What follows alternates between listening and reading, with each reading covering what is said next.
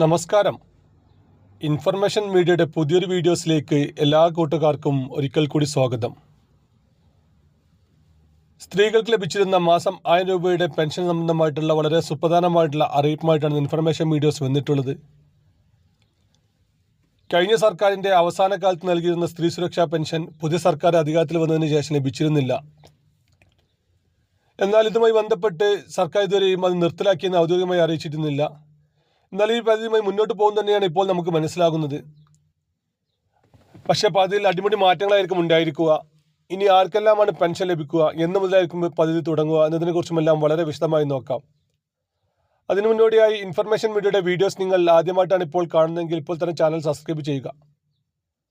നമ്മുടെ ഈ ചാനലിൽ ഒരു തരത്തിലുള്ള മതപരമായ കാര്യങ്ങൾ, രാഷ്ട്രീയപരമായ കാര്യങ്ങളൊന്നും വരുന്നതല്ല.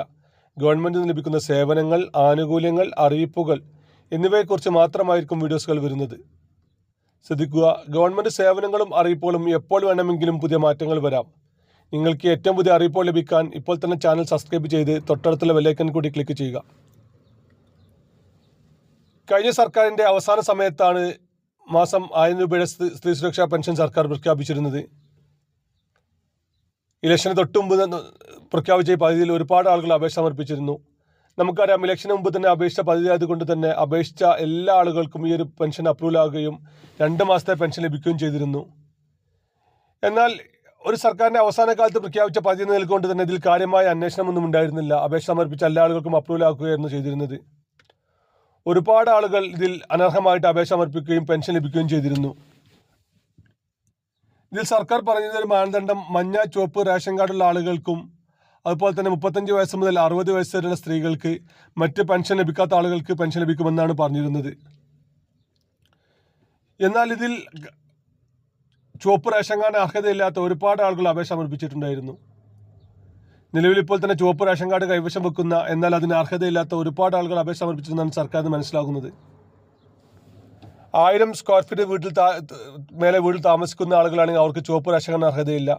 അതുപോലെ തന്നെ സ്വന്തമായി ഒരു 4 ചക്ര വാഹനമുള്ള ആളുകൾക്കും ചുവപ്പ് റേഷൻ കാർഡിന് അർഹതയില്ല. വീട്ടിൽ AC മറ്റ് സൗകര്യങ്ങളുള്ള ആളുകൾക്കും ഈ ചുവപ്പ് റേഷൻ കാർഡിന് അർഹതയില്ലെന്നാണ് സർക്കാർ ഉത്തരവുകൾ വ്യക്തമാക്കുന്നത്.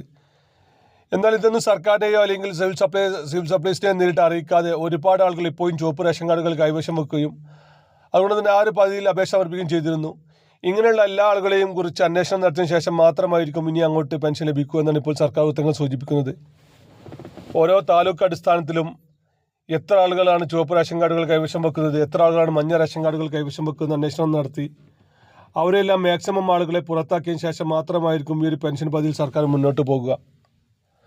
നമ്മളിപ്പോൾ ശ്രദ്ധിക്കേണ്ട കാര്യം, നമ്മുടെ റേഷൻ കാർഡ് മഞ്ഞ, ചുവപ്പ് വിഭാഗത്തിൽപ്പെട്ട റേഷൻ കാർഡുകളാണെങ്കിൽ നമുക്ക് അർഹതയുണ്ടെങ്കിൽ നമ്മൾ തന്നെ ഒന്ന് ഉറപ്പുവരുത്തുക. അല്ലാത്ത പക്ഷം പിന്നീട് വലിയ രൂപത്തിലുള്ള ഫൈനുകളും മറ്റും നമ്മൾ തിരിച്ചടക്കേണ്ടി വരും.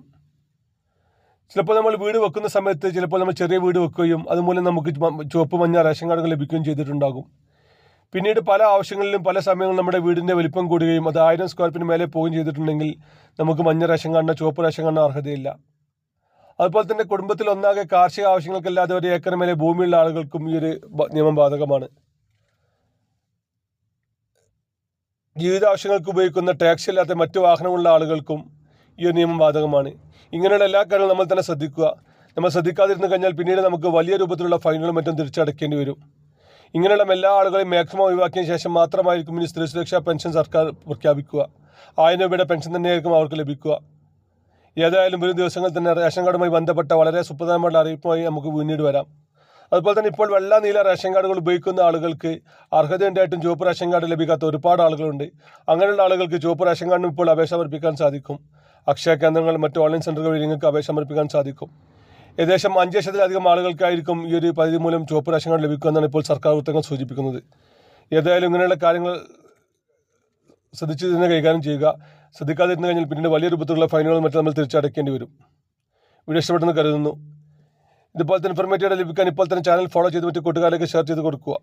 നമുക്കൊരു പുതിയ വീഡിയോസുമായി കാണാം. അതുവരേക്കും എല്ലാ